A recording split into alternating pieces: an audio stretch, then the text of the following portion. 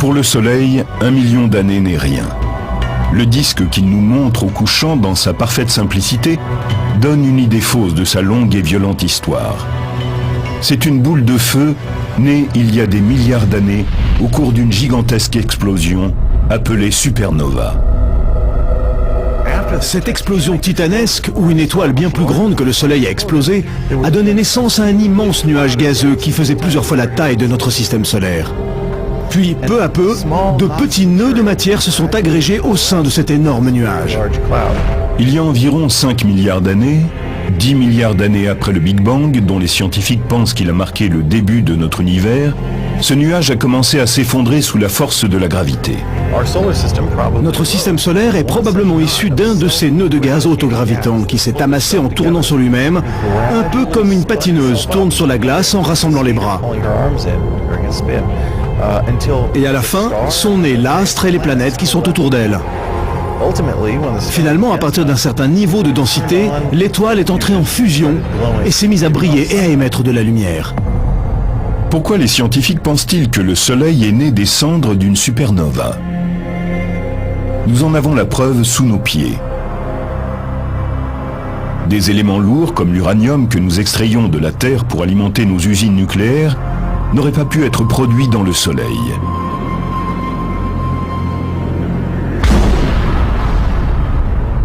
Ils ne peuvent avoir été créés que lors d'une catastrophe comme une explosion cosmique.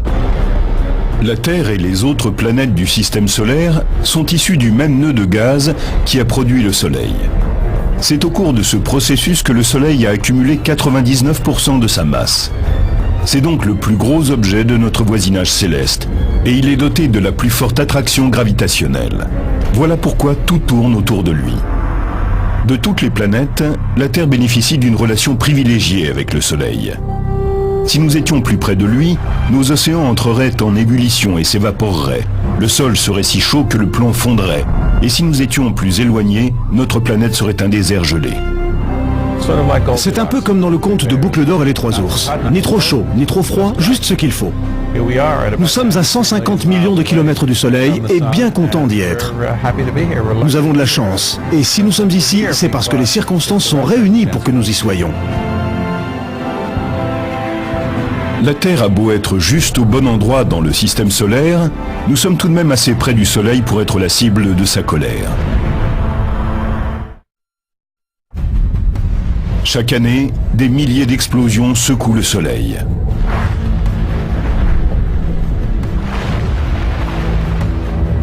On pourrait s'attendre à ce que de telles déflagrations soient produites par des réactions nucléaires survenant dans le noyau.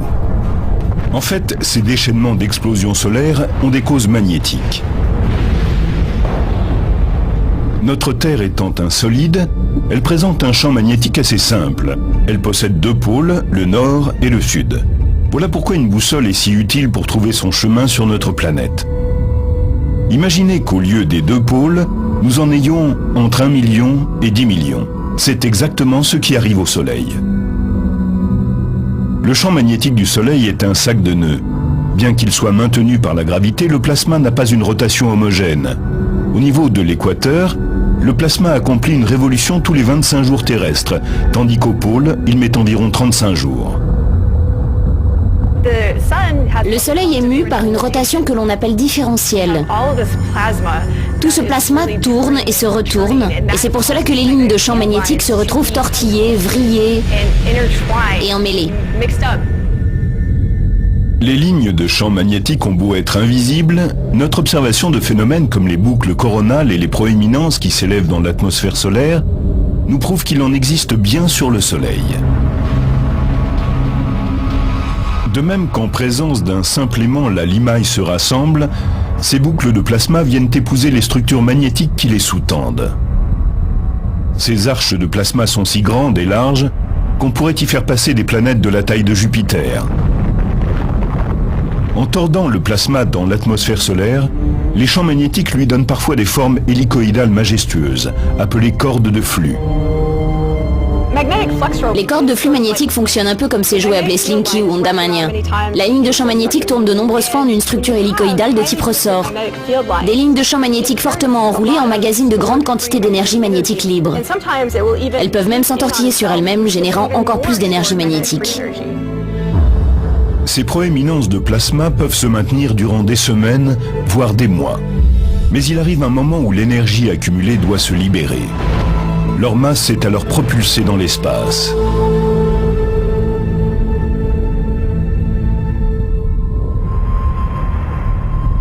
Dans les zones où les volutes du champ magnétique solaire sont les plus nombreuses et les plus complexes, la chaleur qui bouillonne par en dessous est capturée et connaît des baisses de température avoisinant les 1000 degrés.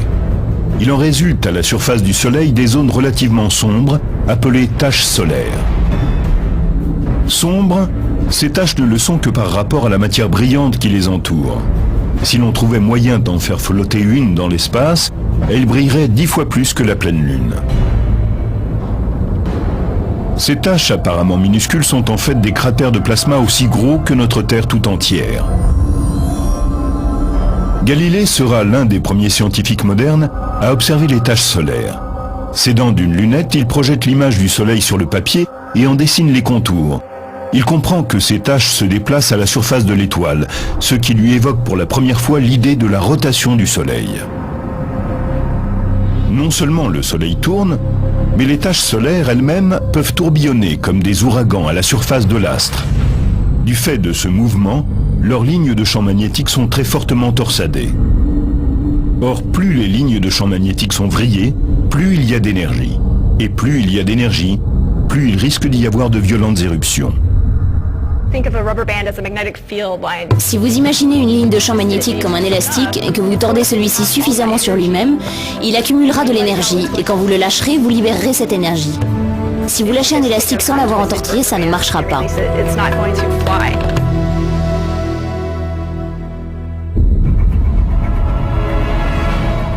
Quand une tache solaire libère son énergie magnétique, cela provoque d'énormes explosions dans le système solaire.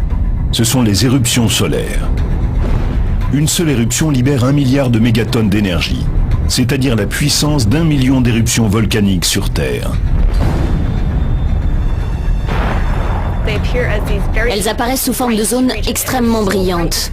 C'est la température de l'ordre de 10 millions de degrés qui produit cette luminosité. Ces éruptions peuvent durer des heures et elles dégagent une énergie colossale. C'est l'équivalent de millions de bombes nucléaires qui quitteraient la surface du Soleil en même temps. Les éruptions solaires ne se contentent pas d'exploser dans l'espace. Elles canalisent également des particules de haute énergie vers une couche du Soleil appelée chromosphère, où elles s'empressent de transférer leur énergie un peu comme une bille de choc heurtant le triangle. La bille de choc se comporte comme une de ces particules de haute énergie en provenance de la zone d'éruption. La bille de choc percute à grande vitesse les 8 billes du triangle, et une fois qu'elle a heurté la bille de tête, l'énergie se transfère aux billes de but qui partent dans toutes les directions à cause de cette énergie qui se répercute sur elles.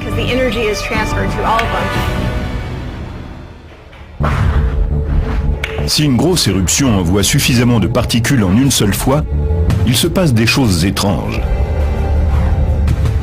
Voici des images d'archives d'un tremblement de soleil. En 1998, une éruption s'est produite dans la couronne.